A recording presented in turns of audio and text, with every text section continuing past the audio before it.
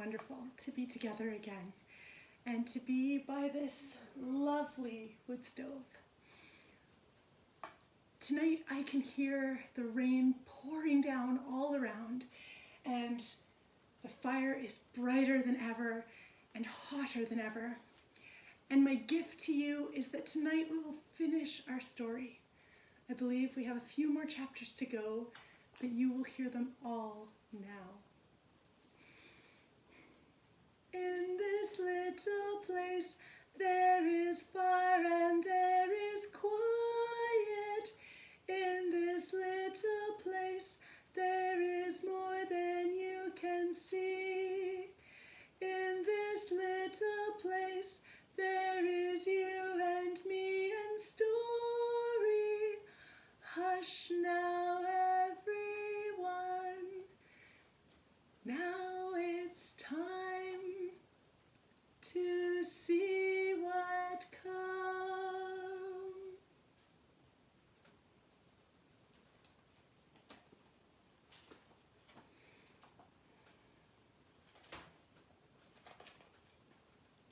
Wood, fire, and gold. First he gathered the wood that was left from the tree. Gwinna helped him to lay it around the stump. Then, bending down on his knees, Grandfather Griffin breathed on the wood until it began to glow. Flames sprang up and danced around the stump, sun bright and hot. Yet, how strange! The wood gave itself to the flames without a sound. The fire was silent. Gwinna asked, "Grandfather, what is the thing I must do?" Grandfather Griffin brought the harp and placed it in her hands. Then, pointing into the heart of the fire where the stump of the tree was glowing red, he said to Gwinna, "Set the harp there." Gwinna looked at him in horror. Her face burned. The grass was too warm under her feet. She held the harp closer to her and stepped away from the fire. Then she turned and half ran, half flew to the far end of the meadow. There, the grass was cool. She sank down in the meadow. There, in the shadows, rocking the harp in her lap and whispering, "No, no, no, I will never put you in the fire. I will keep you safe." She wanted to play a sweet and comforting tune, and so she touched a string. With a snap, the string broke. Gwinna gasped. She touched another string. It snapped too, and a third. No sweet tune rang in the harp's wood. Gwinna sat as still as a stone. She didn't know what to do. Her thoughts whirled. "I will fly away. I will take my harp to another place." But she did not go. She saw the fire rising where the tree had been, in the center of the meadow. It was so bright everything else seemed dark, even the sky. Sparks swirled up from the flames just as the golden leaves of the tree had swirled up in the wind. Her own words came back to her. "I will give anything." But it was the tree who gave. She had given everything, Gwinna thought. She gave her life to be this harp for me. Even now, as Gwinna touched the wood, she knew it was the tree she held in her arms, and the tree's life still, not her own. "I have only shaped your wood a little," she whispered to the harp. "You are all I love and all I have hoped for. Oh, please, please, tell me what you wish." She sat very still, listening. Then she heard a whisper in the harp's wood, as of a breath among leaves, a faint and lilting whisper. "If you love me, give me to the fire, that I may sing." Gwinna held her breath, hoping to hear other words, but her ears had heard true, and the harp said nothing more. She reached up and pulled 3 coppery hairs from her own head. Then she strung the hairs on the harp, just as she had seen Grandfather Griffin do. She would not give her harp to the fire with broken strings. Then, walking slowly through the grass, she carried the harp back across the meadow.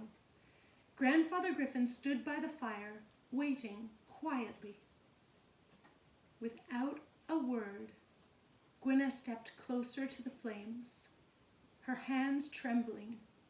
She reached into the fire and set the harp upon the glowing stump. She wanted to cry out, but the tree's wood was brave and silent as it burned. Gwinna held her cry between her teeth as she pulled her hands out of the searing flames. She backed away, yet she felt she was standing in the fire herself. Her hands burned, the heat raged up through her arms and all through her. She saw the fire leap and dance around the harp, and she felt her own heart bursting into flames. 100 fingers of fire played the harp, but the harp did not cry out. Its wood turned to red, to gold, then to a blazing light, and Gwinna could see the harp no more, for the harp and the fire were one. Then, through the tears that burned in her eyes, Gwinna saw the face of the tree in the fire. She saw the tree's arms dancing and swaying. Her leaves were all shimmering flames, singing her last song, a song with no sound, a song of heat and light. The light rose up from the fire and filled the sky, and suddenly Gwinna felt a great sweetness. All the pain was burned away. Her friend was free. She looked at her hands. They were glowing. Every trace of a nick or a cut was gone. Her hands were as clean as if she had washed them in the purest water. Nothing was left of the fire now, only a fine blue smoke curling up from a ring of ashes. There in the smoke, like a vision in the midst of the ashes, Gwinna saw the stump. It was burned, yet it was not burned. And there, like a vision, was the harp. Gwinna took a step closer. She could hardly believe her eyes. The sound box, the pillar, and the graceful neck were there. The griffin she had carved was there, and the fine branches and leaves. Even the strings were there, every one. But now, all the harp was made of a dazzling light. Beside her, she heard Grandfather Griffin say, "Nothing true is lost. The fire only makes it pure and strong." Before Gwinna could touch the harp of light, he said, "Let it cool." As the harp cooled, the light turned to solid gold. As the gold cooled, the harp turned to rich brown wood once more. The fire had polished the wood to a noble shine. The strings were gold, as if they were never hairs at all, but pulled from the sun. Grandfather Griffin took Gwinna's hands and held them gently. "You are also strong and true. You have given everything. You gave all you love to the fire, and now the harp is your own." Gwinna had no words. The old man knew, and he smiled tenderly. Then he gave her the golden tuning key to keep in her pocket always. "Will you teach me to play?" Gwinna asked. "No," said Grandfather Griffin. "I am only a woodworker. It is the wind who will teach you to play. Come, sit here in the place of the tree."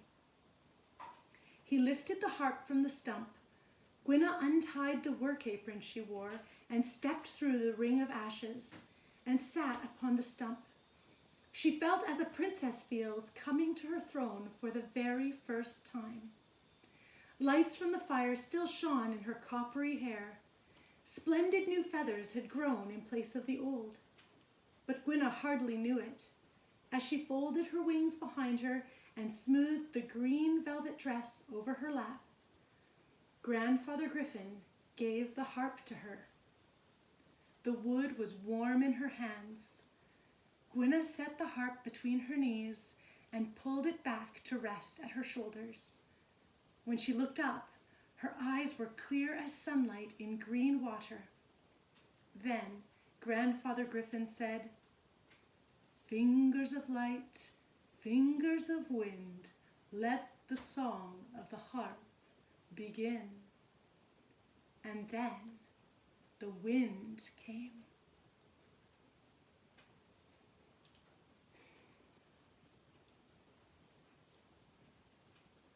The harp. The wind came circling the place of the tree. It ruffled the feathers of Gwinna's wings. It touched the strings of her harp. They quivered and shone, and sweet murmurs rang in the harp's wood. Gwinna followed the wind's touch with her fingers. Where a string shimmered, she plucked. She plucked, and the harp rang out. And so the wind showed her the ways of all the strings. She felt each one against her fingertip, still warm with fire. She heard each one, each with a tone of its own. The whole harp rang with every string she touched, pure as a bell of gold with many, many tones. And Gwinna felt the wood of the harp ringing where it touched her shoulder and her knees. The wind taught her to play, simple tunes and simple airs, gay and tender and free. Gwinna's fingers stumbled to follow, yet every note was sweet to hear, for the voice of the harp was true as the voice of the tree. Gwinna felt the sound of the harp ringing through her arms, her lap, down into the stump. Soon her fingers were light as leaves and quick as running water.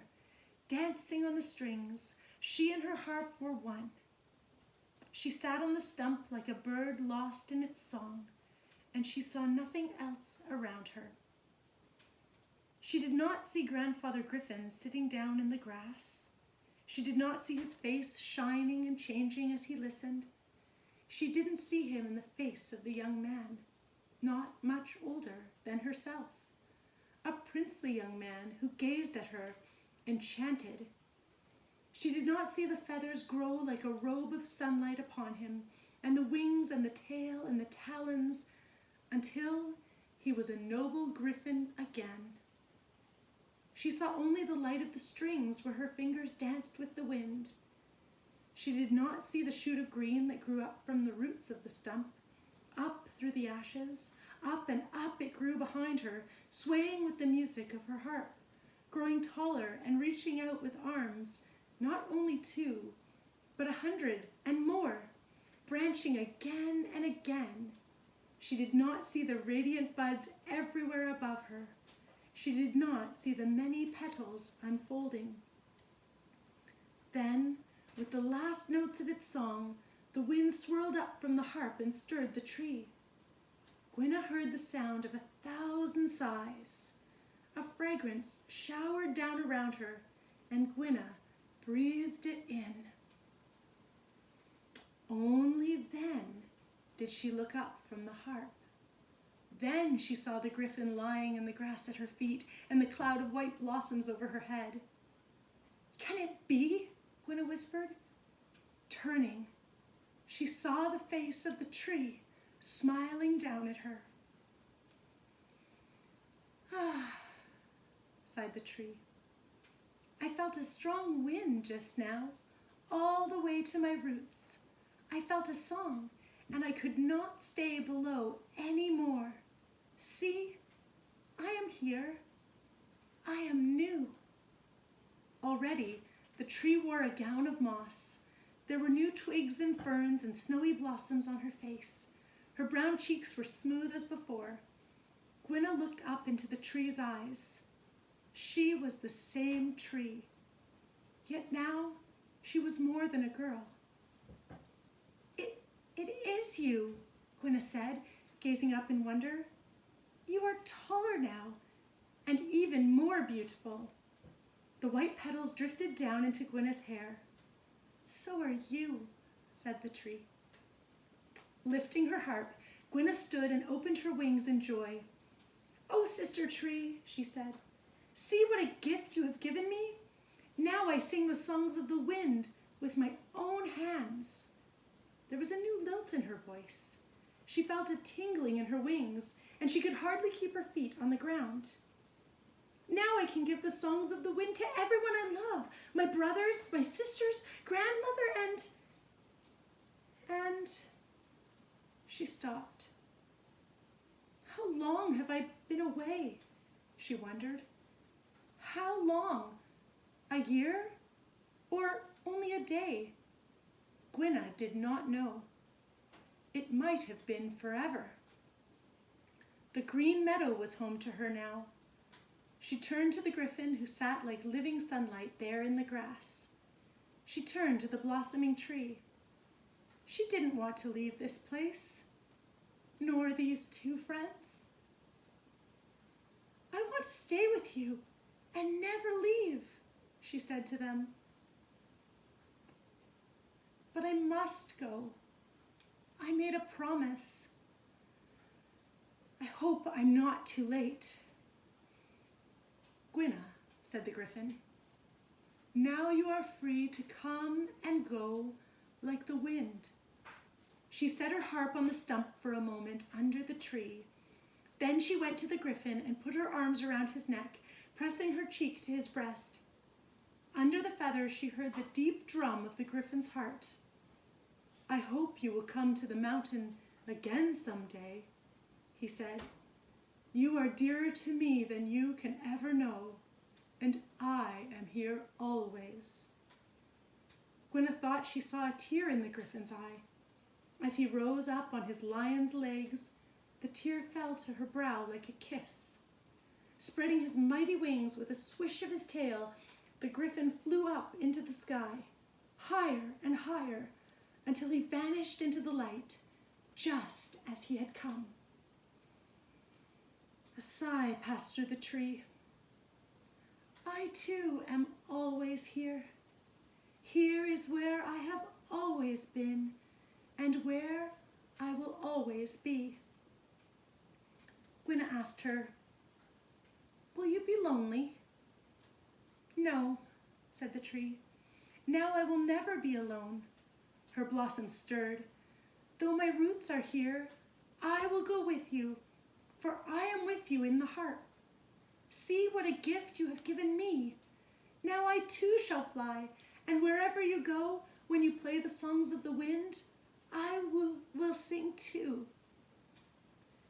Gwinna kissed the tree's smooth brown cheek. "I will carry you with me always," she whispered, and there was no need to say the word goodbye. She took her harp in her arms, and stepping out from under the tree, she raised her wings and flew up over the meadow.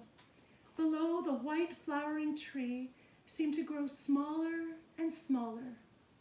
3 white doves flew up from the hills around the meadow, bringing the scent of blossoms in their wings.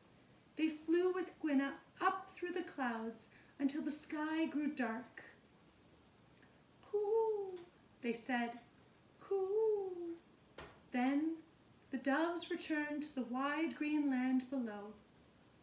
Gwinna flew on, up and up. The sky grew darker and more narrow until all was black. The only light was far above like a star. As Gwinna flew toward it, she heard voices wailing as before. "Play a song for us. We will give you a castle. We will give you a crown. We will tell your name to the world. Give us a song." Gwinna did not listen. Quiet as an owl, she flew up through the darkness, past the voices, holding the harp before her, and she did not touch a single string as she flew up through the chasm toward the light of the opening, high in the mountain.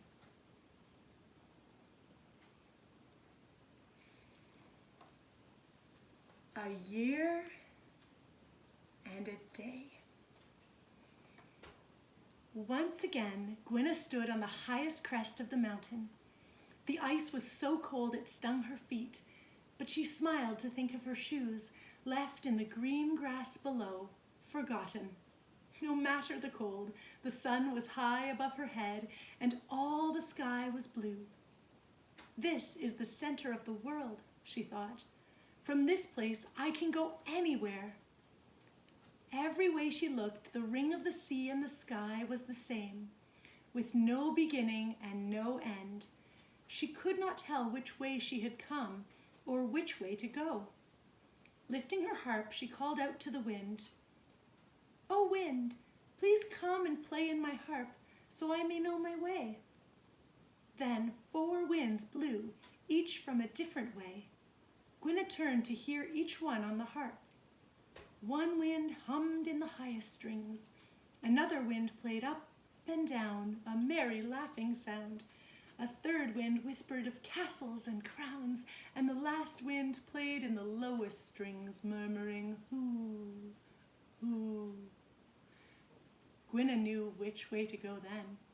Spreading her wings, she soared slowly once, twice, 3 times around the mountain peak to honor the great silence of the mountain and all the mountain had given.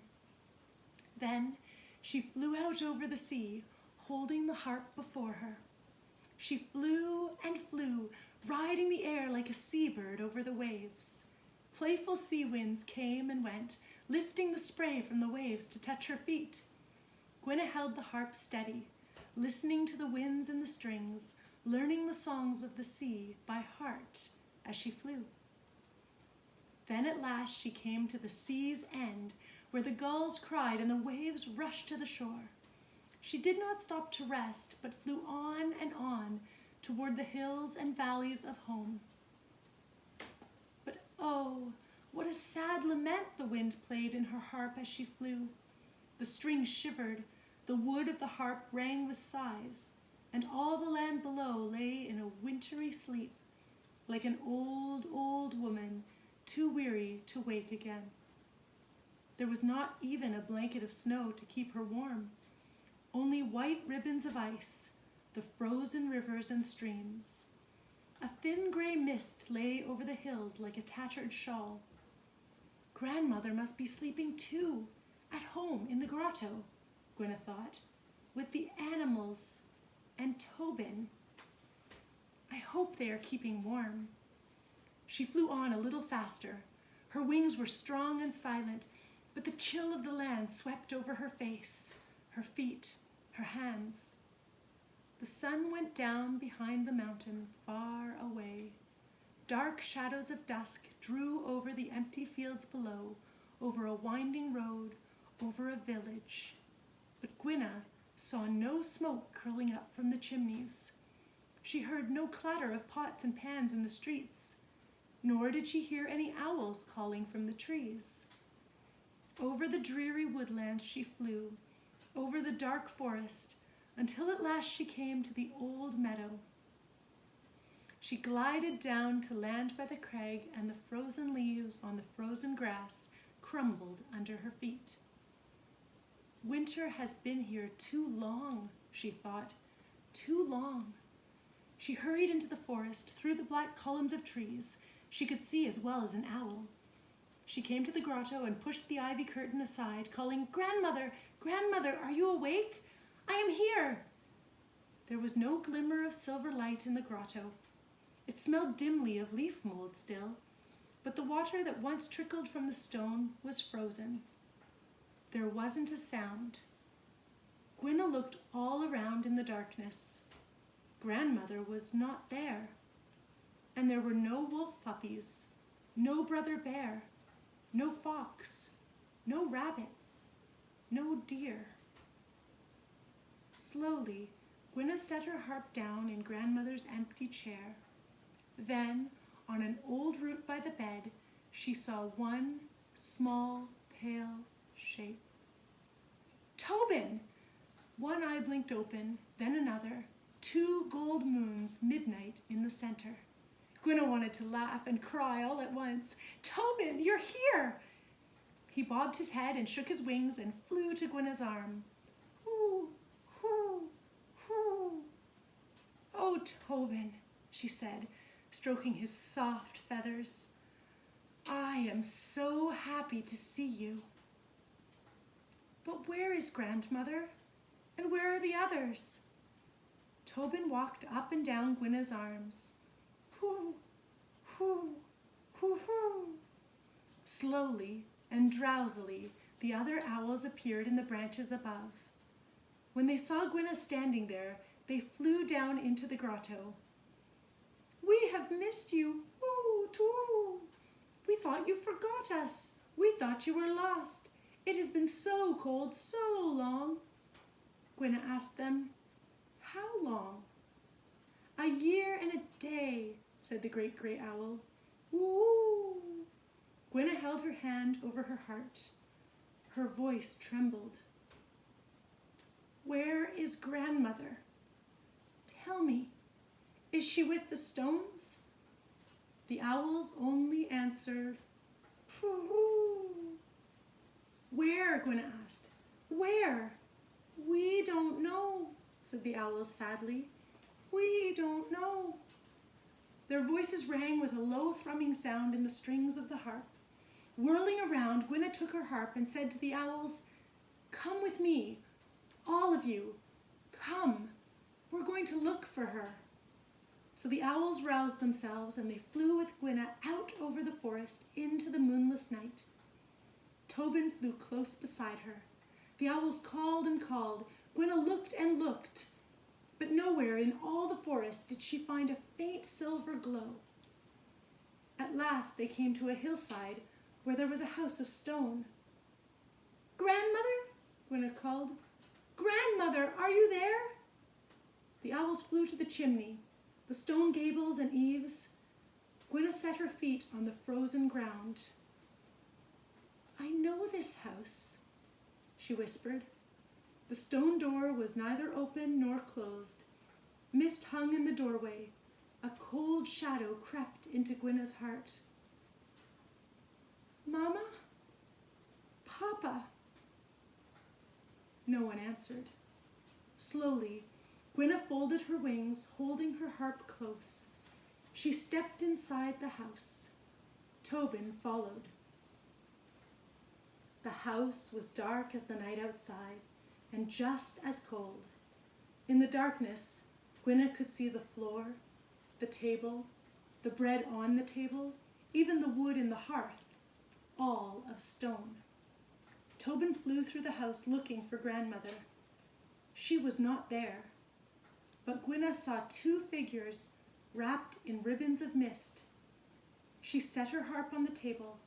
Then she began to brush the air with her wings, sweeping the mist away and out the door. When the last shreds of mist were gone, there was a man standing and a woman beside him in her chair.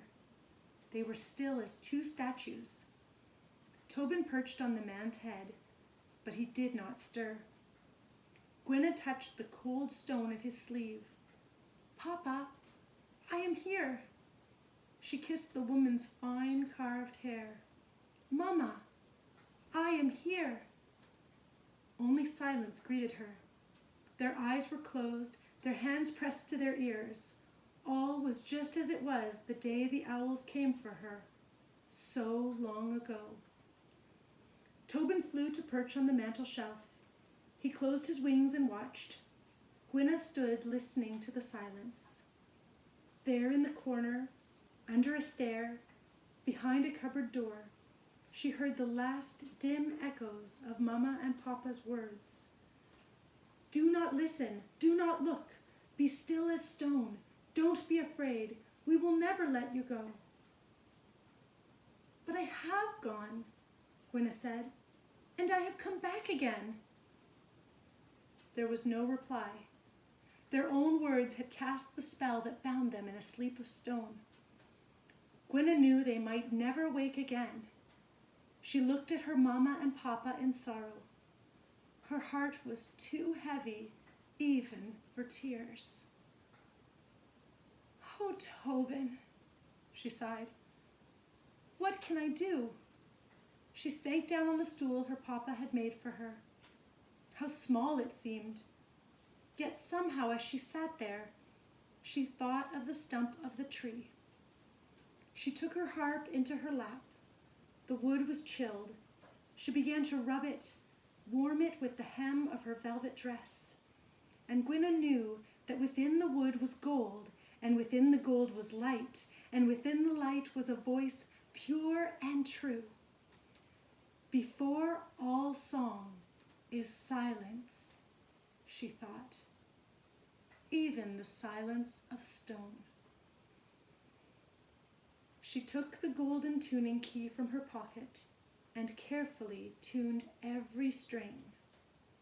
Then Gwinna said to the statues, "Mama, Papa, even if you never see me, even if you never hear me, I will play my harp for you. I will give you the song of the mountain."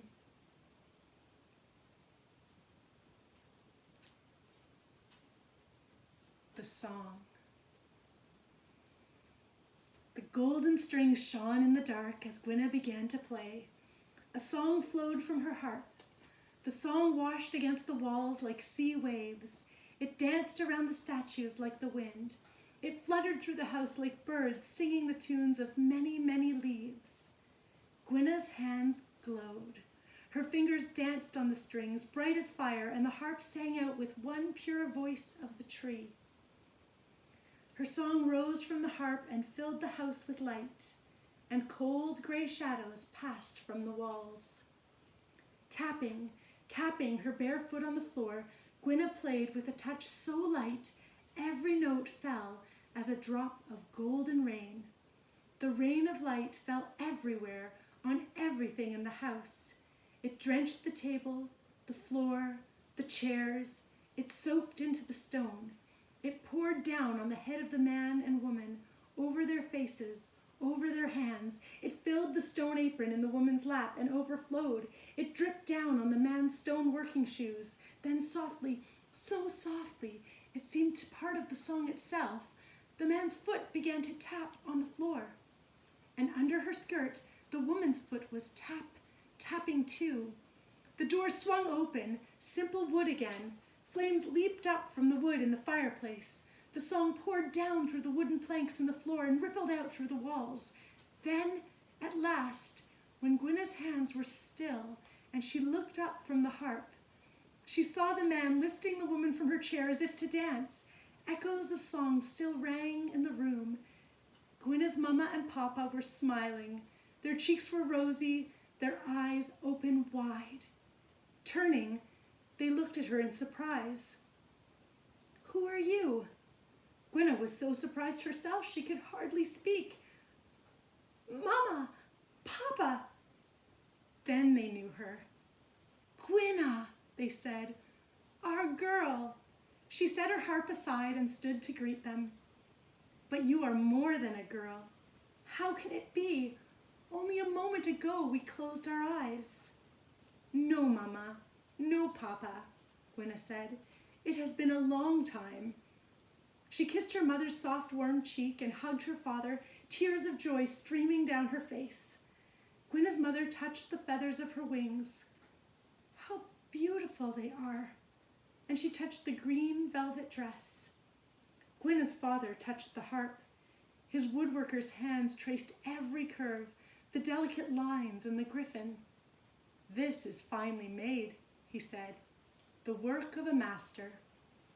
"Ooh!" A small white owl flew from the mantel to perch on Gwinna's arms. She lifted him up. "This is Tobin," she said.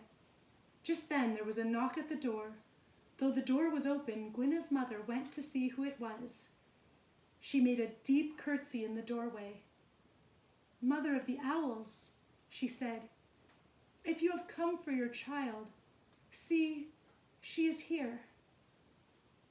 "Oh, foolish woman," said a voice outside. "It is too late to keep your promise. But raise yourself now. All is well." Then Gwinna's mother said, "Please do come in." It might have been the moon herself coming through the door. The silver light that filled the house was so great. It was only an old woman wearing a shawl of feathers. Gwinna ran to the old woman's arms. "Grandmother, where have you been?" "Who?" said the old woman. 1,000 wrinkles gathered around her smile. I have been across the sea. I have been to the mountain. I have been to the tree. There I tasted her ruby fruits and rested in her shade. I have been in a holy fire, and I have come back again. Gwinna said, Grandmother, how have you been everywhere I have been, and seen all I have seen? In the wind of a song I have been there, in the light of a song I have seen, Grandmother said. As I lay in my bed below this place, deep in the dark, I heard a voice singing. Oh, she sang of many things, and her song came pouring down to touch me. So I awoke, I followed that voice, and here I am. Gwinna laid her hand on the harp. It was the voice of the tree who woke you, she said. Yes, Grandmother nodded. Gwinna laid her hand on the harp. Yet a harp can never sing alone. Your hands have given her song to me. I thank you, my Gwinna, for still I am old, older than anyone knows, but now I have heard the song from the heart of the world once more, and I am new. With that, the mother of the owls opened her shawl, and there within it, Gwinna saw all the hills and valleys. She saw the grey mists lifting away. She heard the rivers and streams flowing. She heard the song of the harp ringing out through the land, in new grasses springing up, and tender buds unfolding. The forest, the fields, and all the woodlands turned to radiant green. Gwinna saw that Grandmother too was growing, taller and taller. Soon she was greater than the house. Her shawl spread far as the sea and farther, wide as wings holding the sky. The drum of her heart beat softly everywhere. She had grown so tall and great, her face was high above where the moon should be, and above her still were the stars. Oh, Grandmother, Gwinna said, looking up into her face, you are above and below. You hold all the world in your arms, mother of everyone. Hoo-hoo, called the owls from the rooftop. Gwinna found she was standing outside the house. Tobin was on her shoulder, her father and mother beside her, though none of them knew just when they had come through the door. Look, said Gwinna's mother. Every blade of grass was filled with an emerald light. Wildflowers of every color were blooming at her feet and all around the well. Look, said Gwinna's father, pointing far beyond the end of the valley. There was the mountain. But Gwinna wasn't looking at the mountain. There were swallows swooping over her head, and crows flapping over the trees, and sparrows and wrens flitting from bush to bush, foxes and rabbits coming out from under the thickets, a stag and a doe stepping out from between the trees. Then came a wolf with 3 young wolves. They ran to Gwinna, wagging their tails and licking her hands and face. A hummingbird whizzed by, zing, and a bear came lumbering up the hill. All the while the village bells rang in the valley below. The sound of children's laughter skipped up the hillside. Soon the village children appeared, running in bare feet. When they saw the girl with the great wings and the green eyes and the coppery hair, when they saw the wolves, the bear, the foxes, the rabbits, and the deer all around her, the children from the village were shy, and they whispered, "Is it Gwinna?" When Gwinna saw them, she was shy for a moment too. Then she said, "Here are my brothers and sisters. Come, meet them." So the children and the animals came to meet one another, and all the children wanted to see the tiny white owl whose name was Tobin. Then Gwinna felt a new joy. It grew inside her like a tree, too big to hold and too beautiful to keep. She ran and brought her harp to the hillside. There she sat in the grass with all her brothers and sisters gathered around. Just as she set the harp in her lap, rocking it back to her shoulder, a warm wind stirred the wildflowers. The wind played in the children's hair and ruffled the animal's fur. Gwinna smiled. Then she lifted her hands to the shining strings.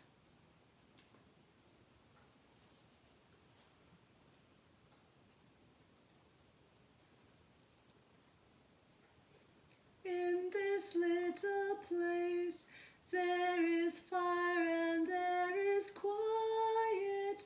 In this little place there is more than you can see. In this little place there is you and me and story. Hush now, everyone, rest your eyes, for now we're done. And as you close your eyes and have the deepest and most delicious sleep, I am wishing that you wake feeling renewed, newborn, as though you yourselves have gone through a fire of golden light, and you yourselves have found your song all the way from the mountain because the wind has carried it to you. Good night.